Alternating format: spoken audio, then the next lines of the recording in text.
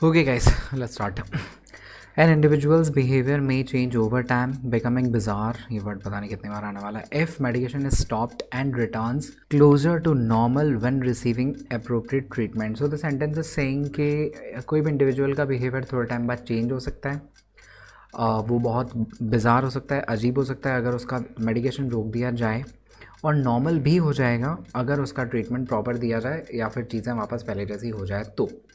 Underline part है and returns. Guys इसके अंदर वापस वही चीज़ आ रही है जो मैंने आपको पहले आई डोंट नो समझाई नहीं समझाई, वो है गाइस पैरेललिज्म.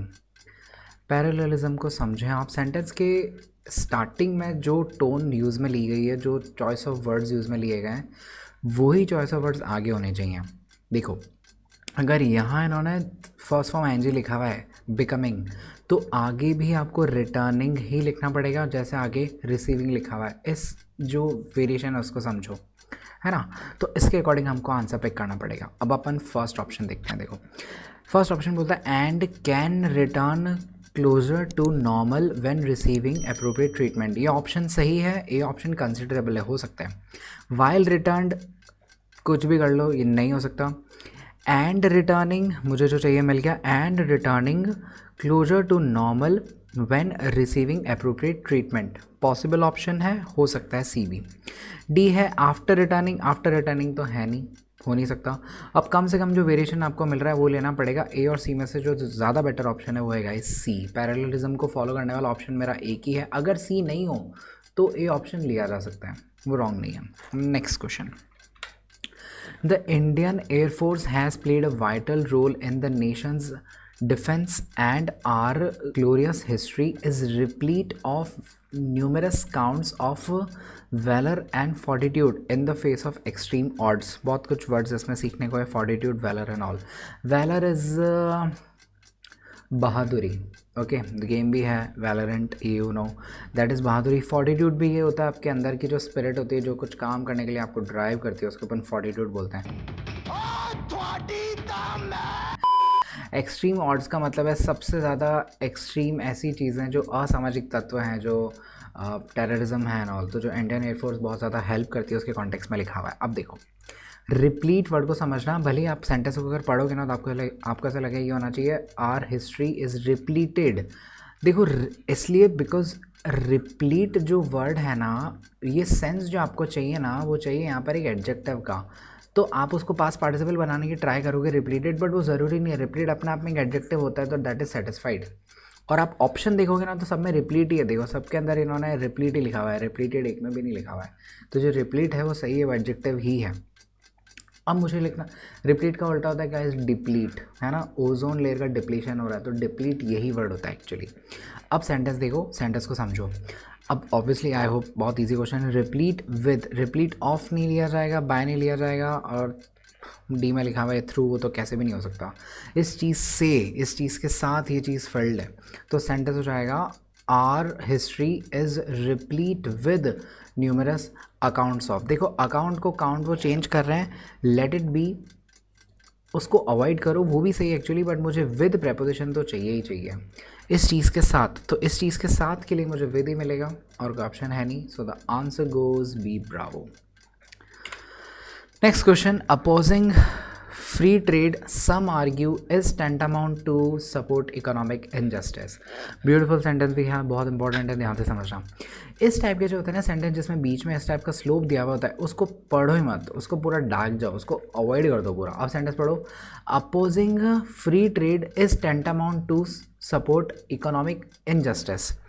ये बोल रहा है अगर फ्री ट्रेड को अगर आप अपोज करते हो तो वो इक्विवेलेंट है. The word tantamount is equivalent. जब कोई चीज़ की इक्विवेलेंट होती है तो अपन उसको टेंटामाउंट बोलते हैं. जैसे मैं एग्जांपल देता हूँ हमेशा, if you serve the poor it is tantamount to serve the god, यानी कि it is equivalent to serve the god. Okay so try to understand, same sense निकलेगा.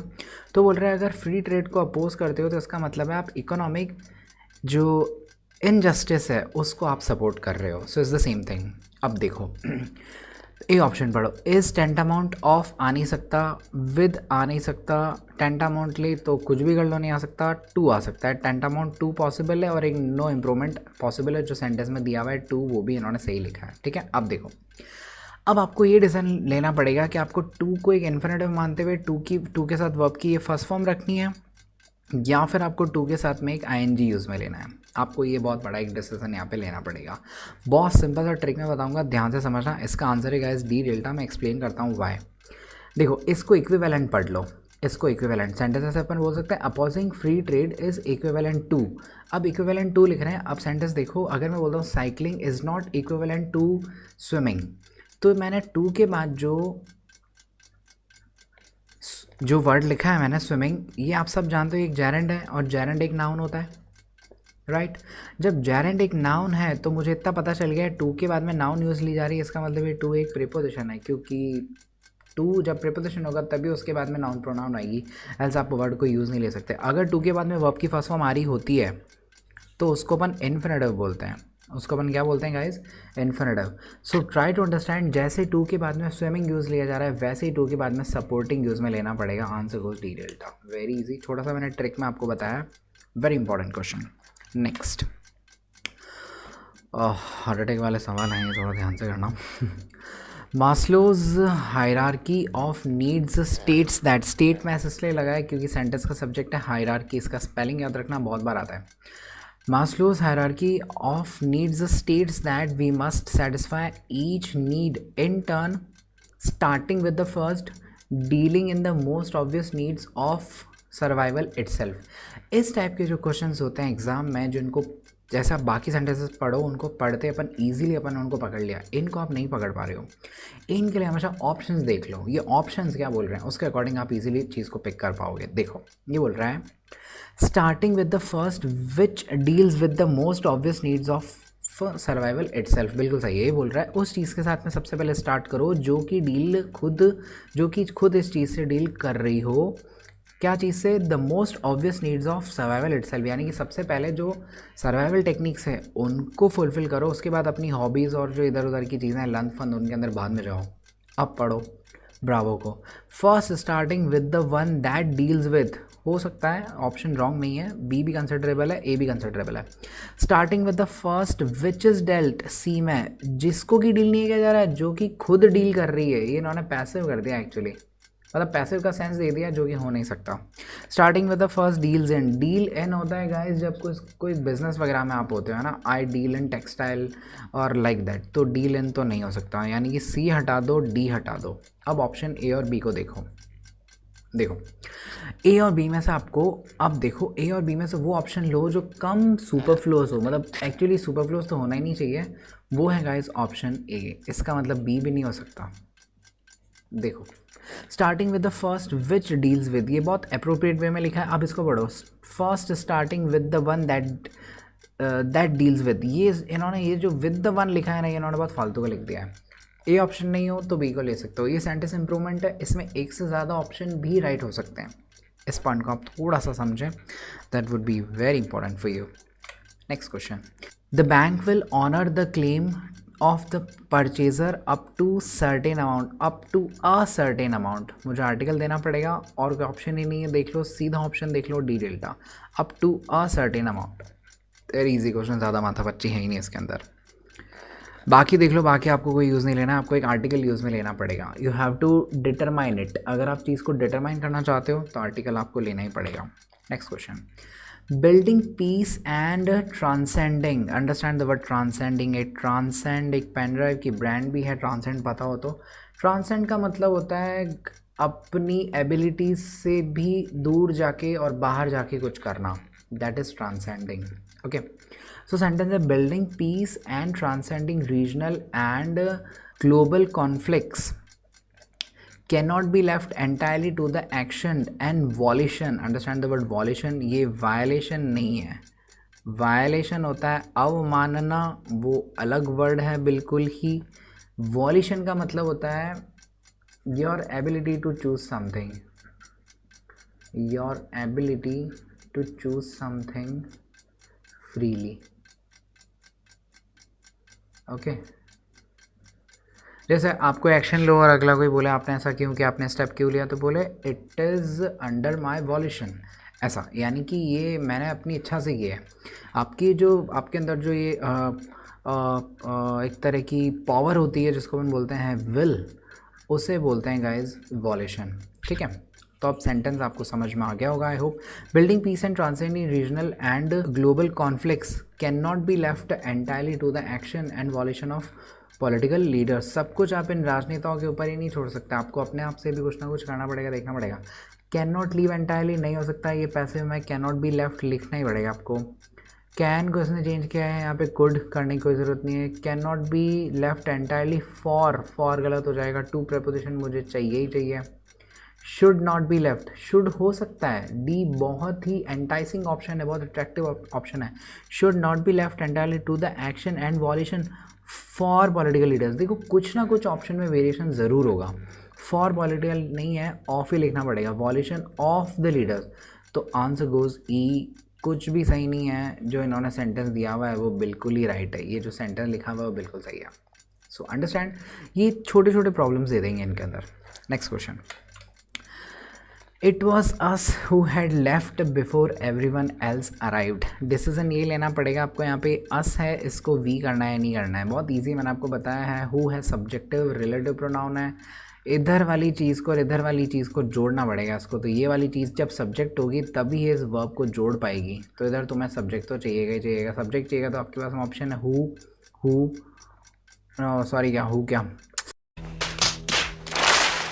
वी और वी आपके पास में ये ऑप्शन है, और एक वी यहाँ पर भी है। ठीक है, अब देखो, अब है आफ्टर बिफोर का फंडा, बहुत सिंपल सा पॉइंट है। ऑब्वियसली ये लोग जो हैं वी, वो लोग पहले जा चुके थे बाकी के आने से पहले, इस टाइप का सेंटेंस है, तो ऑब्वियसली इनका जाना should be in past perfect, that's very easy.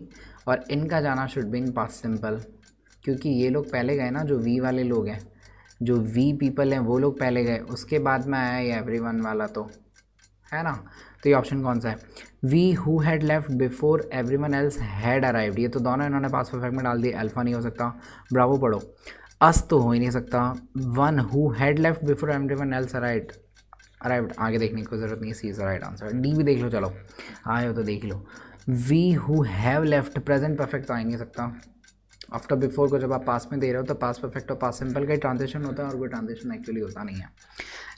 Next, it has been proved beyond reasonable doubt that the planning of the attack originated from the foreign earth. ये बोल रहा है it has been proved beyond reasonable doubt, जितने reasonable doubt से उससे भी बाहर जाके ये चीज़ प्रूव हुई है that the planning of the attack originated from the foreign earth. कहने का मतलब पाकिस्तान ने अटैक प्लान किया है या फिर कोई दूसरी कंट्री ने अटैक प्लान किया है। आई डोंट वांट टू, देशों के नाम नहीं लेने चाहिए रे मुझे।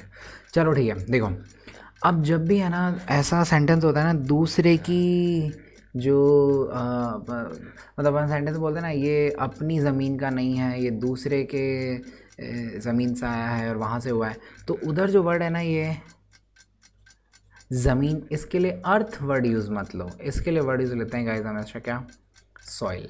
Answer goes B, bravo. देखो स्पेस नहीं आएगा, स्काई नहीं आएगा, वाटर्स नहीं आएगा, ये वर्ड्स तो आपको पिक बिल्कुल नहीं करना है, तो आपको सॉइल वर्ड यूज़ लेना पड़ता है, क्योंकि अर्थ सबकी है ना, मतलब कोई एक देश की है नहीं, that's why you have to use the word soil, ध्यान रखिएगा। Next question, the informations provided by my secret sources turned out to be true. अब देखो इसके अंदर ये जो क्वेश्चन पूछा है, मैं आपको हमेशा बैकग्राउंड बताता हूँ, ये क्वेश्चन कौन से टाइप के स्टूडेंट्स को टारगेट कर रहा है।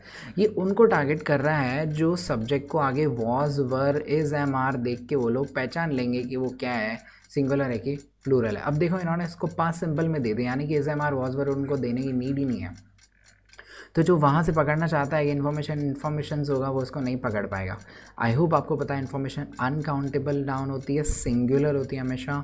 Information provided, C should be the answer, मैं देख लेता हूँ और तो कोई ऑप्शन नहीं है। The information provided by my, तो information provided, C is the right answer. Next question, next question है guys, it is a well known fact that anything may happen in case of my losing to him in the semi-final match। ये बोल रहा है it is a well known fact that anything may happen, कुछ भी हो सकता है अगर मैं उससे हारता हूँ तो। Slowly slowly slowly, my adjective है, इसके बाद में मुझे एक नाउन ही यूज़ लेनी पड़ेगी। ये नाउन एक जेरेंड के फॉर्म में दी हुई है जो कि है लूज, वर्ब को बनाया है इन्होंने लूजिंग, जो कि एक जेरेंड है एक्चुअली, और वो सेंटेंस में लिखा हुआ है और कोई ऑप्शन के अंदर है ही नहीं losing, answer goes no improvement required. Very easy question. Next question बस एंड, मिलते हैं नेक्स्ट वीडियो में। Thanks for watching. अपने फ्रेंड्स के साथ में शेयर करें जो भी कॉम्पिटेटिव एग्जाम की प्रिपरेशन कर रहा है अभी, उनके साथ। बाय। इतना पैसा में इतना ही मिलेगा।